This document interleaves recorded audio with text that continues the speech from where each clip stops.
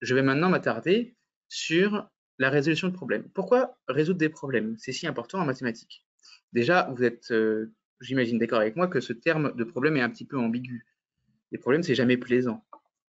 Donc évidemment, les enfants, on a tendance à avoir peur des problèmes, à vouloir éviter les problèmes. Une vie sans problème, c'est quand même une vie plus agréable. Donc on va apprendre aux enfants à résoudre des problèmes. C'est important d'avoir conscience de ça, d'avoir conscience de la charge négative qu'il y a dans le mot problème, et toujours accompagner le mot problème quand vous présentez une séance de l'idée qu'on va la résoudre, qu'on va s'amuser, qu'on va jouer, etc. Et si vous faites bien ce petit travail de terminologie, on va dire, peut-être que le mot problème va devenir un mot positif dans l'esprit de vos enfants, et ça, vous aurez tout gagné. Pourquoi résoudre des problèmes? Déjà, on enseigne pour résoudre des problèmes. Pourquoi est-ce qu'on apprend aux enfants à parler, à lire, à écrire, à, à faire des mathématiques? Tout simplement parce que la vie va leur opposer à un certain nombre de situations difficiles, compliquées, et on attend des enfants qu'ils deviennent des citoyens actifs dans le monde, des citoyens qui participent à la résolution des problèmes du monde. Donc on enseigne pour résoudre des problèmes. On enseigne des méthodes pour résoudre des problèmes. Ensuite, on apprend à résoudre des problèmes. Vous voyez la distinction? C'est que quand on apprend à résoudre des problèmes, les problèmes ils existent, ils sont là, ils sont guidés, ils sont rangés en catégories, comme vous allez le voir dans cette présentation. Ils correspondent à une progression, à des compétences. On va apprendre à résoudre des problèmes. Et de ce point de vue-là, la méthode en barre est particulièrement efficace. Et puis, évidemment, on retrouve notre métacognition. On enseigne par la résolution de problèmes. En résolvant des problèmes, les enfants vont évidemment pratiquer les quatre opérations. Ils vont prendre conscience de la connexion qu'il y a entre différentes typologies de problèmes. Ils vont prendre conscience ils vont gagner en rapidité, ils vont visualiser, ils vont acquérir des compétences élevées grâce au fait qu'ils auront résolu des problèmes. Donc, si vous me permettez cette trivialité, c'est tout bénef. Devant un problème, il est très important d'avoir la bonne attitude. On lit un énoncé, ou alors on écoute un énoncé que vous lisez devant les élèves, et il y a des choses que nous savons, et puis il y a des choses que nous cherchons. Si c'était simple, ça ne serait pas un problème. Si la réponse allait de soi, on n'aurait pas besoin de la chercher. Donc l'attitude positive, ça consiste à prendre le temps, à essayer quelque chose et puis se tromper. Accepter de se tromper, il n'y a pas de problème. On recommence, on persévère. Il y a plusieurs stratégies possibles. Peut-être que mon voisin a une stratégie différente de la mienne.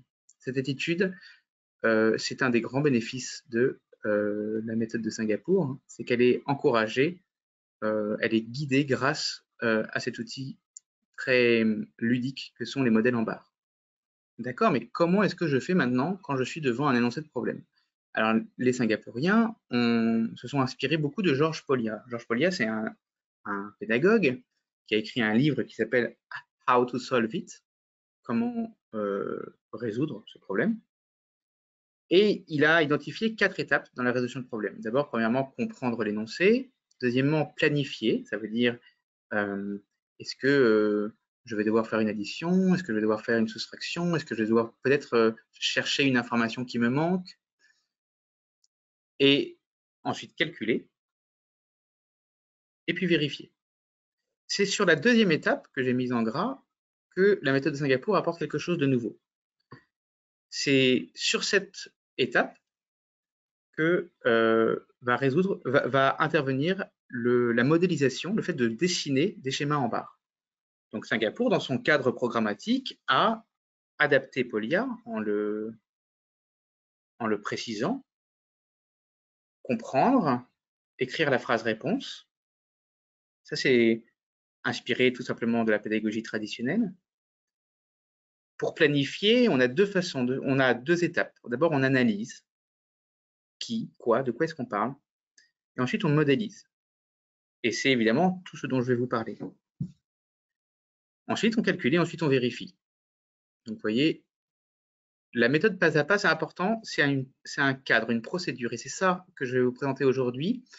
Et comme tout cadre, et comme toute procédure, elle a les défauts de ses avantages et les avantages de ses défauts. L'avantage, c'est que comme c'est très guidé, comme c'est très structuré, vous allez prendre les enfants par la main, vous allez ritualiser des procédures qui vont rendre insensibles, rendre comment dire, incrémentiels leur progrès, et ils n'auront pas d'obstacles.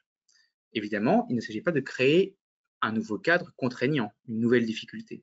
Pourquoi des barres? Après tout, on a bien compris qu'on pouvait modéliser des situations de plein de façons différentes. On peut utiliser la ligne numérique, on peut utiliser les schémas que je vous ai montrés sur les liens entre les nombres, on pourrait utiliser des camemberts, il y a plein de façons de modéliser des situations. Alors pourquoi est-ce que Singapour s'est autant concentré sur le modèle en barre? Vous voyez qu'ici, on retrouve nos étapes concrètes, imagées, abstraites. Concrètes, ce sont nos 5 oranges pleines et notre demi-orange. Mais avant d'arriver à l'étape imagée, avant d'arriver à l'étape abstraite, pardon, à savoir 5 plus 1 égale 6, que j'ai même pas mis, vous voyez, sur ce schéma, il y a tout un chemin qui va aller du CP au CM2, de la grande section, pardon, au CM2. Donc, vous avez une situation concrète avec des oranges. Vous modélisez ces oranges. Une orange pleine, c'est un cube bleu. Une demi-orange, c'est un cube jaune. Ça peut être des canards, ça peut être des bonbons, ça peut être des garçons et des filles, ça peut être n'importe quoi. On modélise déjà tout en restant dans l'étape sensorielle de la modélisation, de la manipulation de cubes. Ensuite, vous voyez qu'on a fait un train avec ces cubes, on les a alignés, on en a donné une représentation horizontale, et puis on passe d'une représentation en 3D à une représentation en 2D. Ici, on retrouve notre cube jaune et nos 5 cubes bleus. Et puis, je vais revenir plus tard dans le détail là-dessus, mais cette étape est fondamentale entre l'étape discrète et l'étape continue. Discrète, ça veut dire qu'on peut compter un à un les éléments. On retrouve nos oranges. Ici, on ne les retrouve pas. C'est donc le modèle en barre, et là je m'inspire d'un pédagogue singapourien qui s'appelle Goh, G-O-H.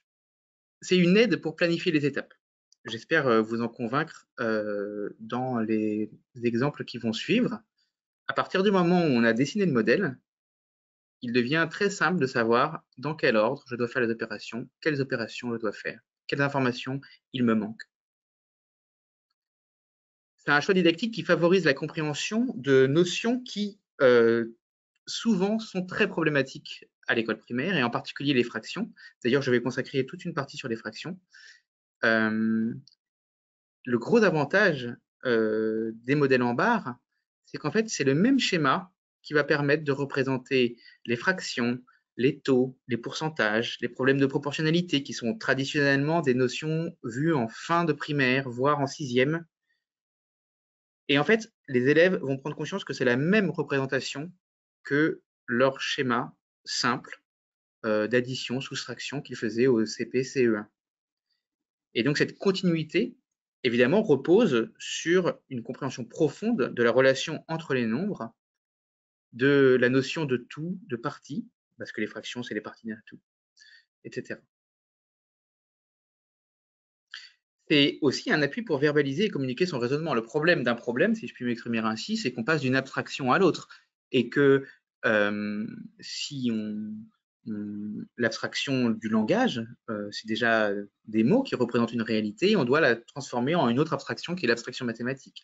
Donc si on passe par une étape visuelle, non seulement on va pouvoir soi-même, en mettant un haut-parleur sur sa pensée, réfléchir avec un soutien, mais en plus, en cas de problème ou en cas de difficulté, où on peut partager plus facilement ce raisonnement avec un camarade, puisque on a un support écrit, on peut pointer du doigt la difficulté, on peut pointer du doigt l'information manquante. C'est également un rituel. Vous allez voir que on va permettre, grâce à cette communication, à cette verbalisation, on va permettre aux élèves de parler entre eux, de s'exprimer, de partager, de proposer différentes stratégies, d'instaurer une culture de la parole dans la classe et une culture de l'erreur. Vous allez voir que le schéma lui-même, le schéma, c'est pas un schéma sacro-saint comme une opération. Vous savez, une opération, on met un nombre au milieu du carreau, on souligne bien au troisième interligne, etc. Non, là, on est vraiment sur je prends ma gomme et mon crayon, j'efface, je recommence, je barre. La culture de l'erreur, c'est très important dans la résolution de problèmes. Et puis aussi, vous allez voir que c'est tellement amusant, alors j'espère que vous allez partager mon enthousiasme, c'est une incitation à résoudre des problèmes complexes, parce que plus on en fait, plus on se dit « Ah, mais j'ai envie d'en faire un autre ».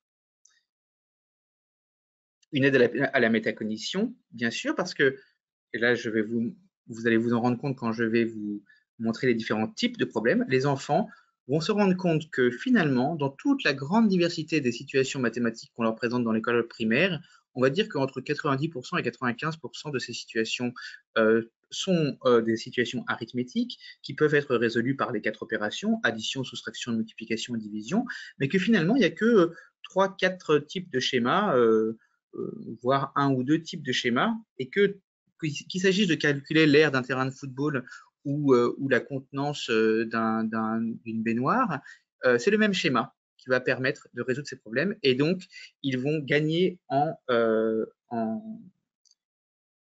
conscience de leur stratégie de réussite. Et c'est un pont avec l'algèbre, évidemment, puisque cette partie géométrique, vous savez qu'à la base, l'algèbre est arrivée très tardivement dans l'histoire des mathématiques, et qu'en fait, elle a surtout servi à résoudre des problèmes géométriques. Que c'est en observant des figures géométriques et en essayant de calculer leurs dimensions qu'ont été inventées les notions algébriques. Donc, il est tout à fait cohérent avec l'histoire des mathématiques de partir des schémas en barre. Et puis, évidemment, cette horizontalité de la barre qui a déjà l'intérêt de faire le pont entre discret, continu, va faire aussi le lien avec la ligne numérique et l'axe des X.